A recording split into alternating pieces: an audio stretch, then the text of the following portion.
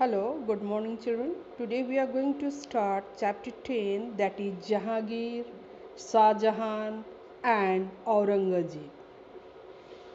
Now we will start. End of Akbar's rule. During the closing years of Akbar's rule, his own son Salim had revolted against him.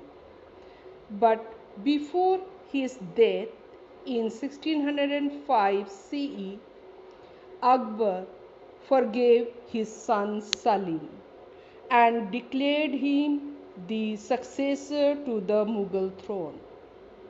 Salim ascended the throne under the title of Jahangir, and he ruled from 1605 to 1627 CE.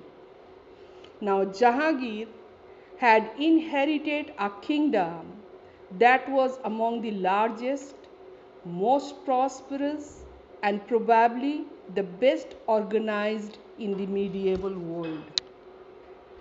The foundations laid by Akbar were so strong that Jahangir did not have any major problems maintaining the empire.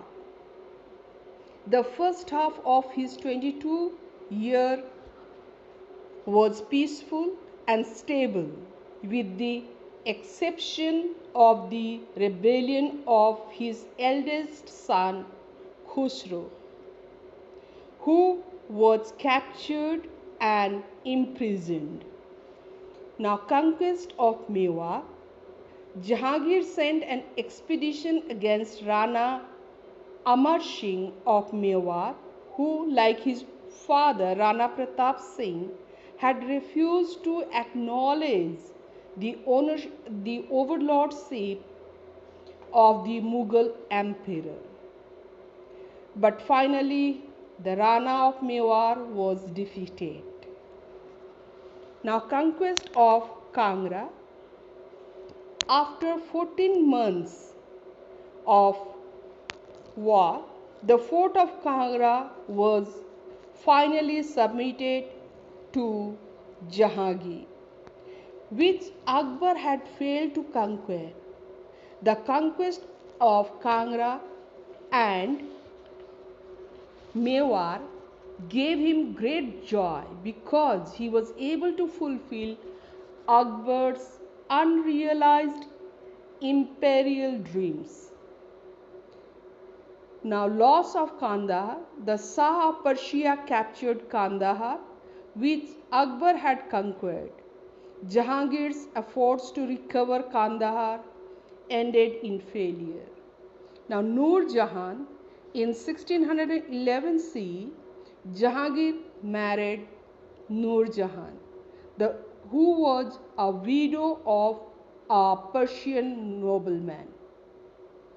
Nur Jahan was highly educated and cultured and wrote many Persian poetry. Nur Jahan was ambitious and soon became the power behind the throne.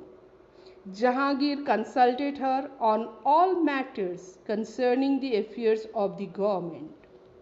Nur Jahan soon became the virtual ruler of the Mughal Empire. Gradually, Jahangir left the administration in her hands and spent his time indulging in leisure activities. Coins began to be issued jointly in the name of Jahangir and Nur Jahan. Nur Jahan used her position and influence to appoint her father, brother, and other relatives to important posts in the administration. Her niece Mumtaz Mahal was married to Jahangir's third son, Khurram.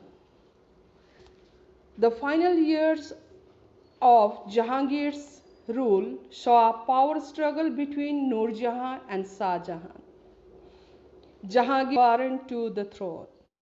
Jahangir died in 1627. Those to the throne who were claimant to the throne were executed and Shah Jahan was proclaimed emperor. Nur Jahan was treated well, but she lost all influence at the court. Jahangir was fairly successful as a ruler. He continued the sound administrative system and policies of Akbar. He was a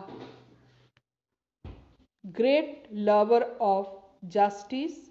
There is a story that he had installed a chain of justice made of pure gold with 60 bells attached to it. Anyone could ring the bell and seek justice. Jahangir would personally listen to the complaint and solve the problem. Thank you, children. This much for today.